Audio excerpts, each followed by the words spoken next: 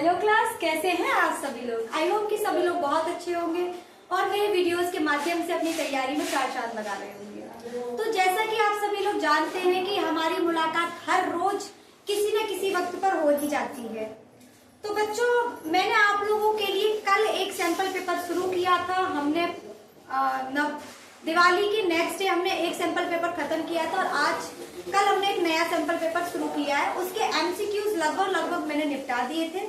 बाकी बचे हुए क्वेश्चंस हम लोग आज करेंगे और इस क्वेश्चन पेपर के खत्म होने के बाद में हम लोग लगभग 2 सैंपल पेपर पूरी तरह से खत्म कर लेंगे। उसके बाद हम लोग आगे बढ़ जाएंगे। तो चलिए शुरू करते हैं आज के नए क्वेश्चंस के साथ। नई सीरीज क्या है, चलिए देखते हैं क्वेश्चन क्या है। तो बच्चों, जैसा कि आप सभी लोग जानते हैं कि मेरा एक ही काम है, आप लोगों को पहले क्वेश्चन को पॉज करना है, यानी कि वीडियो को पॉज करना है और फिर क्वेश्चन को खुद से करने की कोशिश करनी है। अगर आप ऐसा करते हैं तो यकीन मानिए कोई भी क्वेश्चन ऐसा नहीं होगा जो आपसे छूट जाएगा, क्योंकि जब आप ऐसा करेंगे तो आपको इतना पता चलेगा कि आपकी तैयारी किस हद तक हो चुकी है। बाकी का जो रह गया है वो मेरे साथ जुड़े रहिए। आफ्टर सम टाइम आपका जो प्रॉब्लम्स है वो डायग्नोज होने लगेंगी और जब वो डायग्नोज हो जाएंगी तो आपकी तैयारी अच्छी हो जाएगी और कोई इशू रहेगा ही नहीं। तो चलिए बच्चों, क्वेश्चन लिखते हैं क्या है। तो बच्चों देखिए, पहला क्वेश्चन क्या है। हमने अब तक इक्विवेलेंट डिवीजन से एक भी क्वेश्चन नहीं किया है और देखिए इत्तेफाक से आज वही क्वेश्चन हम लोगों को मिला है कि इक्विवेलेंट विभाजन एल्गोरिथम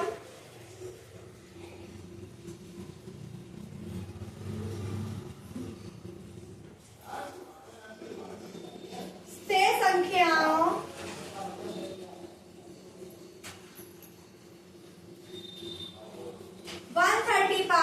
और 225 का महत्तम समपवर्तक ज्ञात कीजिए।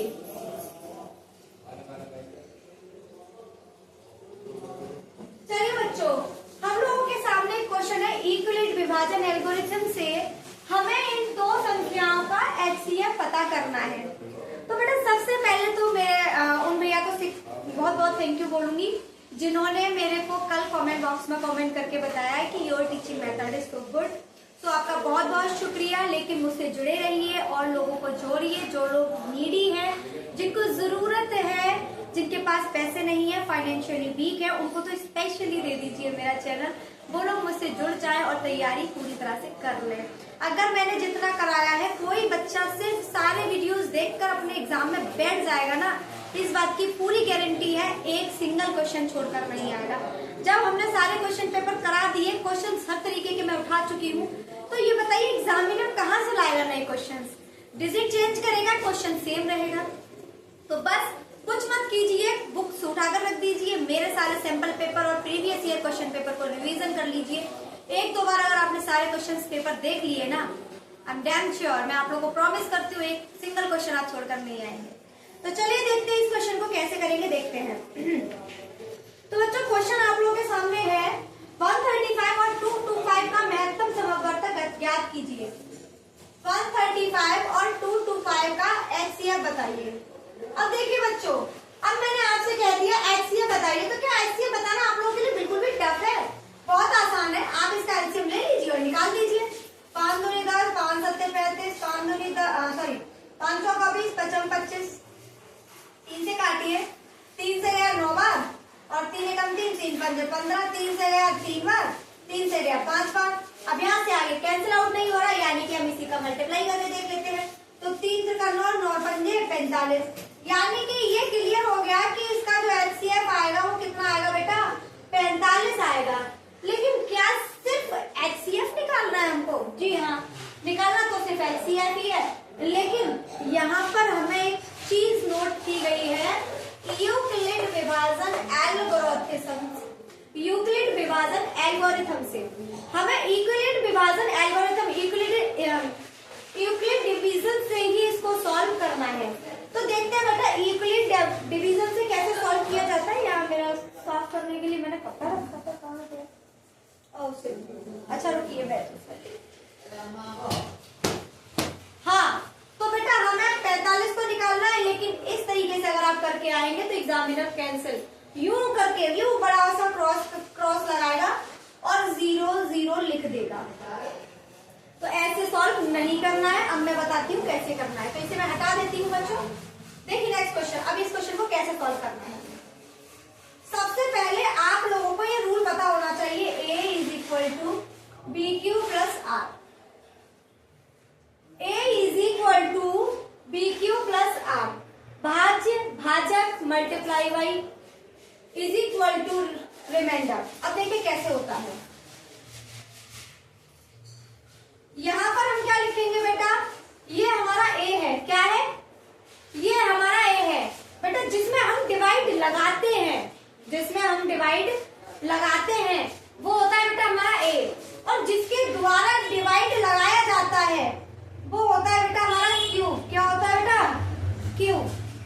जिसके द्वारा हम डिवाइड लगाते हैं वो क्या होता है? Q। और जो हमारा बेटा आता है, सॉरी, जिसके द्वारा डिवाइड लगाते हैं वो होता है Q, और ये होता है आप B होता है वो होता है Q। और बेटा जो हमारा निकल के आता है वो होता है हमारा रिमाइंडर। तो आप समझ जाइए जो B क्या होता है बेटा, जिसके द्वारा भाग लगाया जा रहा है, जिसमें भाग लगाया जा रहा है। Q जो भाग देने पर आ रहा है, और जो बच गया वो हमारा क्या होगा? शेषफल होगा। समझ में आया? भाज्य भाजक भागफल, ये बेटा भागफल हो गया, ये भाज्य हो गया, ये भाजक हो गया, और ये हमारा रिमाइंडर हो गया। बेटा अगर ये सारी चीजें आप समझ चुके हैं तो बेटा इसमें कुछ नहीं बचा है, बहुत आसानी से आप कर लेंगे।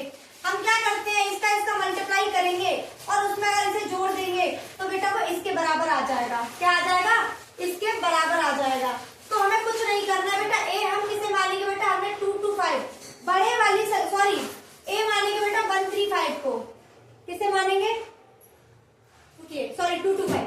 A किसे मानेंगे? 225। जो बड़ा नंबर होता है उसे हम A लेकर चलते हैं। क्या लेकर चलते हैं? A। तो बेटा यहाँ पर मैंने A की जगह पर मैंने बेटा रख दिया, यहीं पर लिख देती है ऐसे।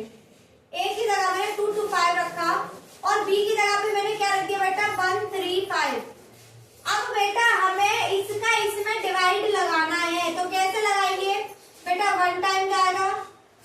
अब बेटा रिमाइंडर कितना बचा? 90। कितना बचा? 90। तो आप समझ चुके होंगे कि 135 का मल्टीप्लाई 1 में करेंगे तो और उसे 90 जोड़ देंगे, इन दोनों का मल्टीप्लाई करेंगे, इसमें जोड़ देंगे तो बराबर किसके आ जाएगा? 225 के बराबर आ जाएगा। अब हमें बेटा इसी चीज को इस फॉर्म में लिखना है। यही होती है बेटा इक्विलेट डिवीजन मेथड। बेटा A कितना है? 225, B कितना है बेटा? 135, Q कितना है? 1, और R कितना है? 90। अगर यहां तक समझ में आ गया है तो समझ लीजिए सारी समस्याएं खत्म। क्या सारी समस्याएं खत्म? चलिए अब देखिए यहां से आगे क्या करना है। अब तक A की वैल्यू हमारी ये थी, B की वैल्यू ये थी, Q की वैल्यू ये थी, और R की वैल्यू ये थी। अब हम क्या करेंगे बेटा? अब हम इस वाली को A की वैल्यू बनाएंगे 135 को, और 90 को बेटा B की वैल्यू बना देंगे। अब हमें ये देखना है कि 90 में कितने का मल्टीप्लाई करूं कि 135 आ जाए। तो बेटा अगर 2 का मल्टीप्लाई करती हूँ तो 180 आता है, जो कि 135 से बड़ा है। तो बेटा मैं सिर्फ 1 से ही मल्टीप्लाई करूंगी। अब बेटा 135 में से आप 90 को माइनस कीजिए। तो बेटा जैसे ही मैंने 135 में से 90 को घटाया तो बेटा मेरे पास 45 बचा। कितना बचा? 45 बचा। अब बेटा हमें ये देखना है कि अब क्या किया जाए। तो बेटा 45 क्या बन जाएगा? B की जगह आ जाएगा, और 90 क्या हो जाएगा? A की जगह पे। तो 90 आ गया A की जगह पे, 45 आ गया B की जगह पे। अब बेटा ये देखिए Q की जगह पर कितना रखूंगी 90 आ जाए। अगर मैं 45 में 2 का मल्टीप्लाई कर दूं तो मेरा 90 आ जाएगा। तो बेटा मैंने Q की जगह 2 रखा। अब बेटा देखिए 45 दूनी 90, और 90 में से 90 गया 0, और जैसे ही आपका रिमाइंडर 0 आया बेटा आपका क्वेश्चन सॉल्व हो गया। क्या हो गया? क्वेश्चन सॉल्व हो गया। यानी कि जो हमारा HCF निकल कर आया वो कितने ने खत्म किया बेटा? 45 ने। तो HCF कितना आ गया? 45 आ गया। यही आपका आंसर होगा। देखिए दोनों तरीके से मैंने आपको क्वेश्चन सॉल्व करना बताया। एक बताया मैंने एलसीएम की फॉर्म से, और और एक बनाया ऐसे, निकला दोनों का सेम आंसर, लेकिन हमें सॉल्व करने के अलग अलग तरीके इस्तेमाल करने हैं, क्योंकि यहाँ उसने मेंशन किया है कि यूक्लिड विभाजन से ही इसे सॉल्व करना है। तो बेटा इसी तरीके से सॉल्व करेंगे। अगर आप वैसे सॉल्व करके आएंगे तो एग्जामिनर आपका क्वेश्चन कट कर देगा। अब आप लोगों को आई होप ये समझ में आ गया होगा कि अगर आपके एग्जाम में यूक्लिड विभाजन से कोई क्वेश्चन बने तो बेटा छोड़कर मत आना, अब करके आना। अगर ये क्वेश्चन समझ में आ गया तो फटाक से उतार लीजिए अपनी कॉपी में, और मैं अब निकालती हूँ सेकंड क्वेश्चन क्या है, देखते हैं। चलिए देखिए दूसरा क्वेश्चन क्या है बेटा।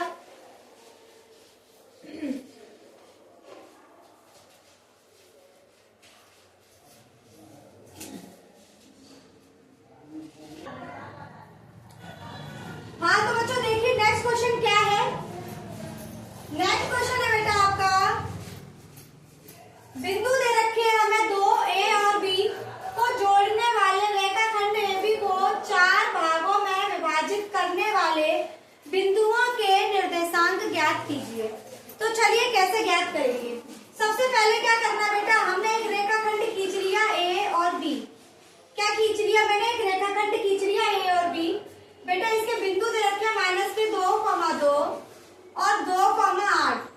ये हमें बेटा बिंदु दे रखे हैं।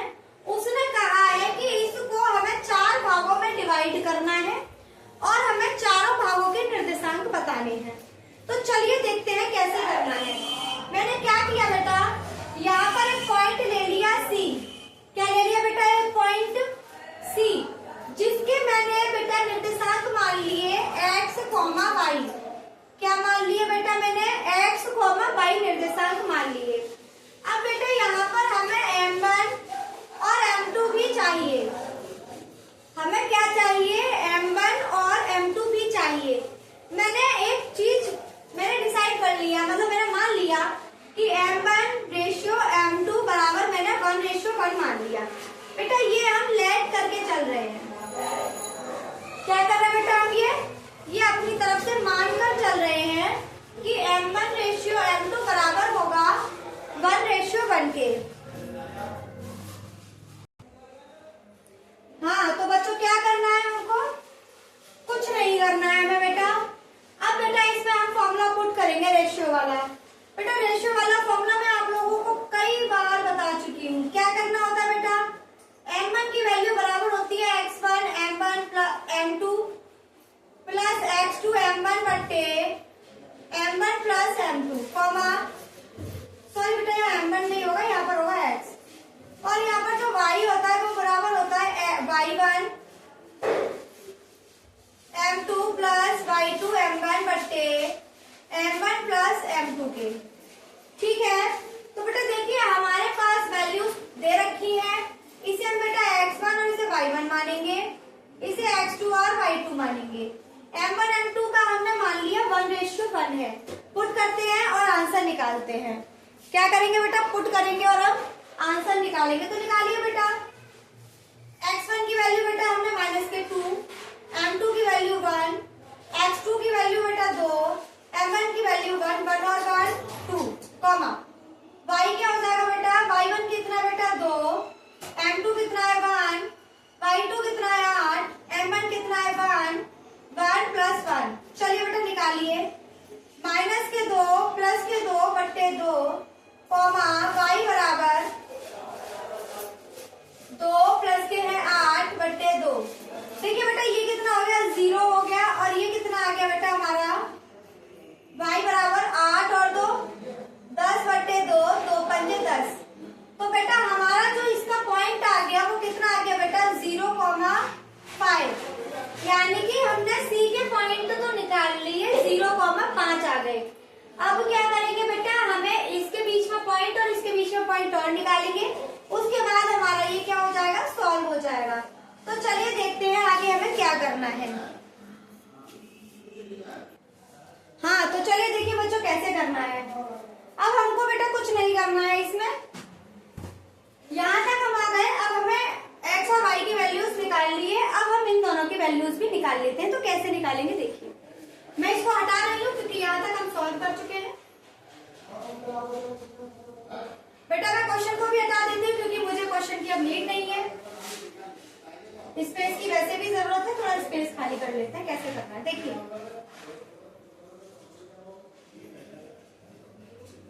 अब बेटा हम कहाँ लगाएंगे, मैंने क्या किया, इन दोनों के बीच में भी एक एक पॉइंट कंसीडर कर लिया। मान लो मैंने यहाँ पर डी मान लिया और यहाँ पर ई मान लिया। क्या मान लिया, यहाँ पर डी मान लिया और यहाँ पर ई मान लिया।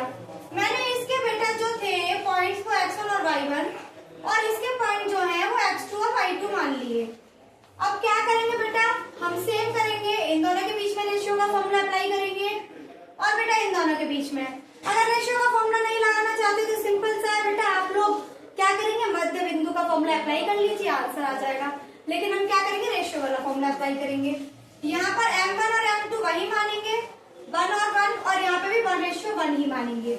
दोनों में हम लोग सेम कंसीडर करके चलेंगे, जिससे कि हमें कोई इशू ना आए। तो चलिए बेटा सॉल्व करते हैं। देखिए x1 बराबर होगा m1 x2 plus m2 x1 बट्टे m1 प्लस m2। अच्छा हमने क्या माना है, m1:m2 को 1:1। तो बेटा लगा दीजिए, 1 लगाएंगे तो x2 प्लस x1 बट्टे 1 प्लस 1 यानी कि x2 प्लस x1 बट्टे 2। बेटा यही मध्य बिंदु का फॉर्मूला होता है। सेम आपका क्या निकल आएगा, y2 निकल कर आएगा y1 प्लस y2 बट्टे 2। ये हमारा क्या निकल के आ गया, मध्य बिंदु का फॉर्मूला। दोनों के बीच में मध्य बिंदु का फॉर्मूला अप्लाई करेंगे और आंसर निकालेंगे। तो बेटा सबसे पहले मैं x1 और y1 निकाल रही हूँ। तो बेटा x1 क्या निकलेगा बेटा, x2 क्या है बेटा मेरा, ये बेटा अब इसे x2 और y2 मानेंगे, ये x1 y1 है ये। तो पहले इन दोनों के बीच में निकाल रही हूँ 0 माइनस के 2 बट्टे 2 कॉमा 5 प्लस के 2 बट्टे 2। बेटा 2 और 2 से 2 कैंसिल हो गया, माइनस के 1 कॉमा 7 बट्टे 2। यानी कि डी के हमारे जो आपके बिंदु थे वो निकल कर आ गए। अब बेटा हम क्या निकालेंगे, अब बेटा इसके बीच के निकाल लेते हैं। तो हम बेटा निकालेंगे x2 y2। तो बेटा x2 y2 कैसे निकालेंगे, वही है 2 प्लस 0 बट्टे 2 8 प्लस 5 बट्टे 2, यही निकलेगा। 2 से 2 कैंसिल करोगे 1 और 8 और 5 13 बट्टे 2। तो बेटा हमारे यहाँ भी क्या निकल के आए 1 13 बट्टे 2। आई होप ये क्वेश्चन आप लोगों को समझ में आया होगा। तो लास्ट आंसर में लिख देती हूँ आपको क्या हो गया आपका लास्ट आंसर। तो हमारे जो 4 भागों में इसने जो डिवाइड किया है उसके जो बिंदु हैं तो क्या निकल कर आए, डी बराबर माइनस के 1,7,2, ई बराबर बेटा 1, 13 बट्टे 2 और सी बराबर निकल के आया 0,5। यही क्या होगा बेटा आपका आंसर होगा। देखिए 1 2 3 4 4 पार्ट्स में डिवाइड कर दिया इन पॉइंट्स में। अगर ये क्वेश्चन समझ में आ गया है तो उतार लीजिए अपनी कॉपी पर और फिर हम बढ़ने वाले हैं नेक्स्ट क्वेश्चन की तरफ और देखते हैं नेक्स्ट क्वेश्चन क्या कहता है। चलिए हटा दो बेटा इस क्वेश्चन को, चलिए हटा देते हैं फटाफट। तो देखिए बेटा नेक्स्ट क्वेश्चन क्या है। नेक्स्ट क्वेश्चन है 5.2 सेंटीमीटर त्रिज्या के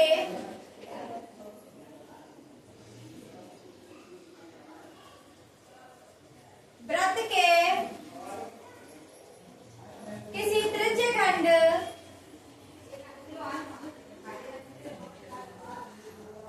का परिमाप 16.4 सेंटीमीटर है।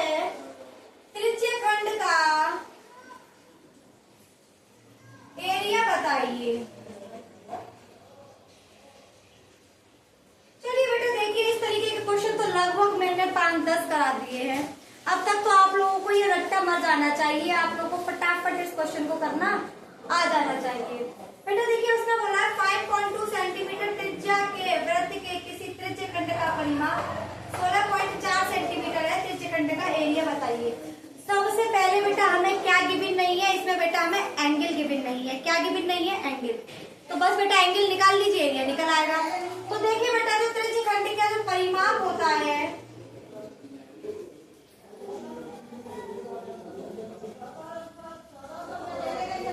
वो होता है बेटा हमारा थीटा बट्टे 360 इंटू 2 पाई आर। तो बेटा हमें त्रिज्यखंड का जो परिमाप है वो 16.4 सेंटीमीटर गिवन है। थीटा की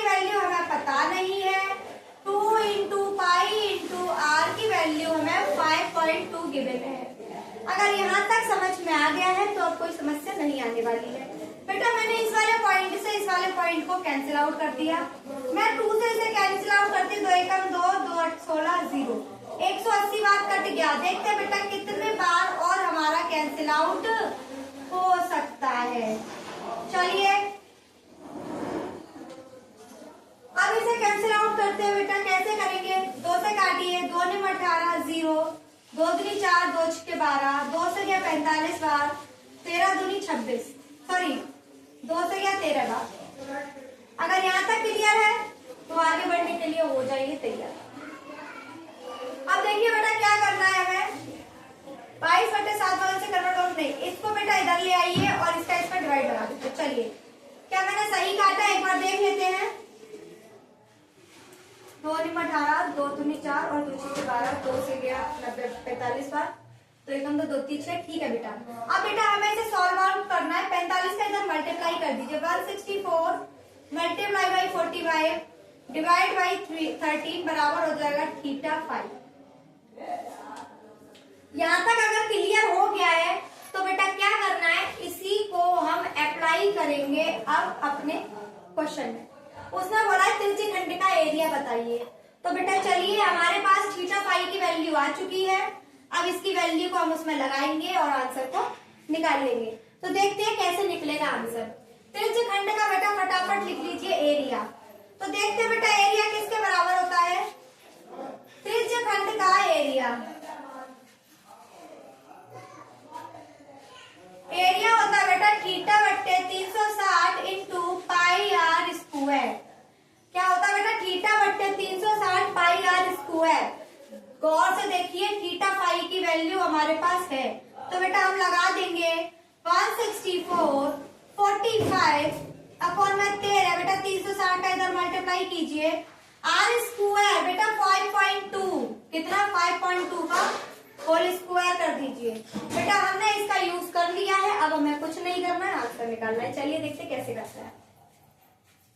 चलिए बेटा इसे सॉल्व कीजिए, कैसे कर सकते हैं आप, जितना कर सकते हैं उतना तो अप्रोक्सीमेट कर ही लीजिए। 2 से इसे काटिए, 2 8 16 और 2 दूनी 4, फिर से काटिए, 2 ने 18 0, 2 चौका 8 और 2 एकम 2, 41 बार गया। 45 से बेटा 90 कितनी बार गया, 2 बार गया।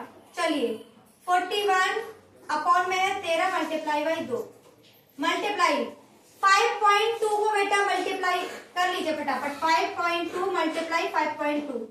देखिए बेटा पॉइंट हटाया, यहाँ 0 बढ़ा लेते हैं, यहाँ 0 बढ़ा लेते हैं। मैं आपकी सहूलियत के लिए, जिससे कि आपको मैं किस तरीके से कैलकुलेशन कर रही हूँ ये समझ में आ जाए, इसलिए मैं इतना सब कर रही हूँ, वरना मैं इतना करती नहीं, वो तो एक बार में हो जाता। 13 से गया बेटा 4 बार और 2 से गया 4 2 बार। बेटा अब क्या करना है, हमें सिर्फ मल्टीप्लाई करना है, तो बेटा कर लीजिए, 2 दूनी 4 और 2 पंजे 10 में 41 का मल्टीप्लाई कर लीजिए। ये आ गया 16 1 4 4 6 2 4 42 64 और बेटा डिवाइडेड बाई 100। अब देखिए जब भी आपको किसी भी जीरो का डिवाइड लगाना हो तो आपको बस इतना याद रखना है कि जितने जीरो उतने पॉइंट लग जाते हैं। नीचे कितने जीरो है बेटा, नीचे 2 जीरो है, तो ऊपर बेटा 2 संख्या के बाद में पॉइंट लग जाएगा। तो 42.64 बेटा इसका आंसर होगा। हमारा जो त्रिज्य खंड का एरिया है वो इतना निकल कर आएगा। मैं त्रिज्य खंड आपको 50 बार बता चुकी हूँ। एक सर्किल होता है, सर्किल में किसी रेडियस से दोनों बार जो लगाया जाता है एक चाप होता है, वही क्या होता है बेटा आपका त्रिज्य खंड। इसका बेटा हमें पैरामीटर पहले से गिवन था, हमें इसका एरिया निकालना था, जो हमने निकाला है 42.6। आई होप आप लोगों को क्वेश्चन समझ में आया होगा, कैसे मैंने कराया है, प्रोसेस समझ में आया होगा। अगर समझ में आ गया है तो कॉपी पर राइट डाउन कीजिए और उसके बाद बढ़ जाएंगे हम नेक्स्ट क्वेश्चन की तरफ। देखते हैं नेक्स्ट क्वेश्चन क्या है। चलिए मैं इसे हटा रही हूँ, नेक्स्ट क्वेश्चन उतारते हैं। देखिए नेक्स्ट क्वेश्चन क्या है। तो बच्चों नेक्स्ट क्वेश्चन आपका ये है 1 minus sine theta 1 plus sine theta 1 plus ten square theta बराबर होगा 1 के। बेटा आप लोगों को या तो एलएचएस उठानी है, आरएचएस प्रूफ करनी है, या आप आरएचएस उठाइए और एलएचएस को प्रूफ कर लीजिए। आप में जो प्रूव करने की हिम्मत है वो कर सकते हैं। इस तरीके के क्वेश्चन मैं आप लोगों को कई करा चुकी हूँ, आपको इसके आंसर आने चाहिए। तो चलिए बेटा हम LHS उठा लेते हैं। क्या उठा लेते हैं? LHS उठा लेते हैं। 1 minus sine theta, 1 plus sine theta, 1 plus tan square theta. चलिए बेटा इसे सॉल्व कर लेते हैं। जब बेटा एक ब्रैकेट में माइनस और एक ब्रैकेट में प्लस दे रखा हो तो बेटा a माइनस बी और a प्लस बी के फॉर्मूले से हो जाता है a स्क्वायर माइनस के है b स्क्वायर। तो बेटा a की जगह 1 है, b की जगह साइन थीटा है, अप्लाई कर देंगे। तो बेटा देखिए a की जगह पे 1 का स्क्वायर, b की जगह पे साइन थीटा का square. 1 minus sine square theta किसके बराबर होता है बेटा? 50 बार बता चुकी हूँ, कॉस स्क्वायर थीटा के बराबर होता है। तो बेटा लगा दीजिए कॉस स्क्वायर थीटा और यहाँ पर बेटा 1 प्लस tan स्क्वायर थीटा वैसे का वैसा। अच्छा आप लोगों को मैंने 1 प्लस tan स्क्वायर थीटा भी बताया था किसके बराबर होता है? तो बेटा 1 प्लस tan स्क्वायर थीटा जो होता है sec स्क्वायर थीटा के बराबर होता है। ठीक है, अब बेटा cos स्क्वायर थीटा जो है हमारा, अब हम क्या करेंगे? sec स्क्वायर थीटा को इसमें कन्वर्ट करेंगे। बेटा cos स्क्वायर थीटा को वैसे का वैसा रखो और जो sec स्क्वायर थीटा होता है वो 1 cos स्क्वायर थीटा के बराबर होता है। cos स्क्वायर थीटा से cos स्क्वायर थीटा कैंसिल हो गया, 1 बेटा यही हमारी क्या है? RHS है। तो LHS बराबर RHS, यही हमारा क्या होगा? आंसर होगा और हमें यही प्रूव करना था। अगर आप लोगों को क्वेश्चन समझ में आ गया है तो इसे, हाँ तो क्लास आज का हमारा ये लास्ट क्वेश्चन है, इसके बाद में आज की क्लास को हम खत्म करेंगे। तो क्वेश्चन क्या है बेटा एक बार पढ़ लीजिए और कोशिश कीजिए कि इसे आप खुद से सॉल्व कर पाए। तो क्वेश्चन है बेटा कि दवा का एक कैप्सूल बेलन के आकार का है जिसके दोनों सिरों पर एक एक अर्धगोला लगा हुआ है। कैप्सूल की लंबाई 14 सेंटीमीटर तथा व्यास 5 सेंटीमीटर है। संपूर्ण पृष्ठीय क्षेत्रफल ज्ञात कीजिए। तो देखिए बेटा इस क्वेश्चन को कैसे सॉल्व करना है। सबसे पहले हम डायग्राम बनाना सीखेंगे। तो बेटा हमारा एक बेलन है कुछ ऐसा,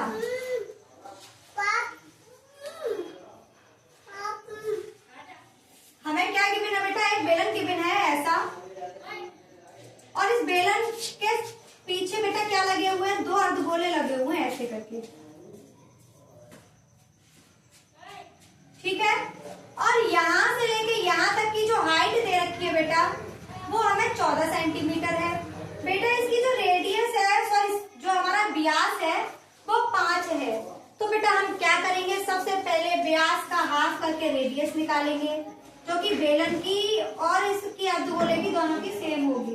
तो बेटा रेडियस कितनी निकल आई? 5/2 निकल आई। अब हमें बेटा क्या चाहिए? इसकी हाइट चाहिए। किसकी? बेलन की।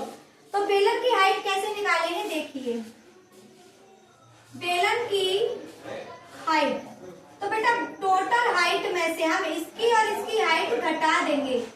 5/2 माइनस के है 5/2 के। बेलन की हाइट 14 माइनस 5/2 माइनस के 5/2। अब क्या करते हैं बेटा? इसे जोड़ लेते हैं, माइनस कर देते हैं। 14 अपनी जगह पर, ये क्या हो जाएगा बेटा आपका?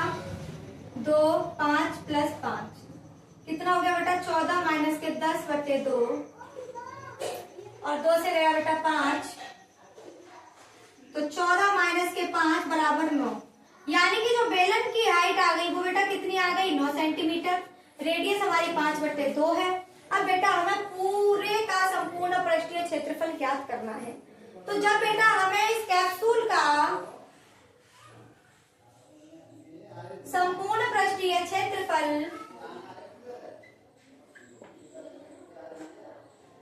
बेटा बराबर होगा किसके? बेलन का क्षेत्रफल, बेलन का पृष्ठीय क्षेत्रफल प्लस 2 अर्धगोले का क्षेत्रफल।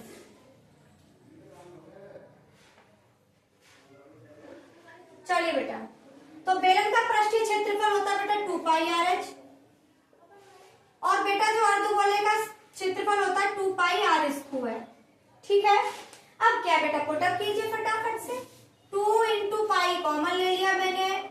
r की जगह बेटा हम कितना लगाएंगे? 5/2।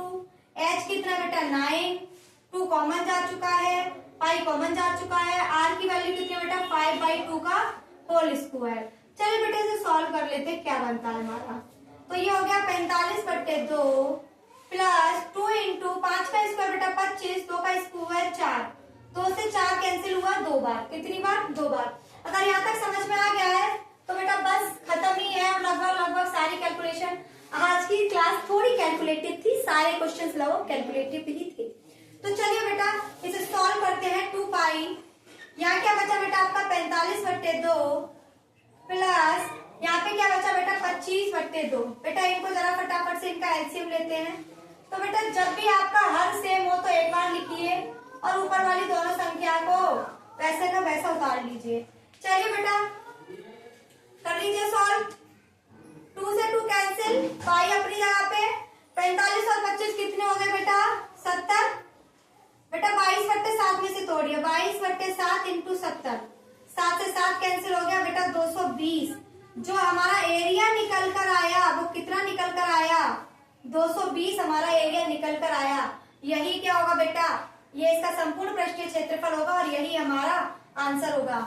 अगर आप लोगों को मेरी क्लास समझ में आई है, सारे क्वेश्चंस की कैलकुलेशन समझ में आई है, क्वेश्चन समझ में आए हैं, कैसे फ्रेम करके दिए गए हैं और इनको आपको कैसे एक एक करके सॉल्व करना है, अगर आपको मेरा पूरा प्रोसेस सारी चीजें समझ में आ रही है तो लाइक शेयर सब्सक्राइब करना ना भूलें और मुझसे जुड़े रहें अपनी तैयारी को और बेहतर बनाने के लिए। इसी तरीके से अपनी तैयारी को और बेहतर करना है तो डेली मेरी क्लास लीजिए और हर क्वेश्चन को कोशिश कीजिए 1 से 2 बार प्रैक्टिस करने की, जिससे कि आप लोगों को एक तरीका पता चल जाए, पैटर्न समझ में आ जाए किस तरीके से करना है। अगर आप इतना कर लेते हैं तो यकीन मानिए आपके आउट ऑफ आउट क्वेश्चंस में से आंसर्स आने वाले हैं, आउट ऑफ आउट नंबर आने वाले हैं। कोई नहीं है जो आपके रोक ले, एक भी मार्क्स काट ले आपका। तो चलिए बेटा आज क्लास को यहीं पर समाप्त करते हैं। आई होप सभी लोगों को मेरी क्लास पसंद आई होगी। तो चलिए आप सभी से विदा लेना चाहेंगे। आपका बहुत बहुत धन्यवाद, आपका बहुत बहुत शुक्रिया हमारे सेशन में डेली आने के लिए।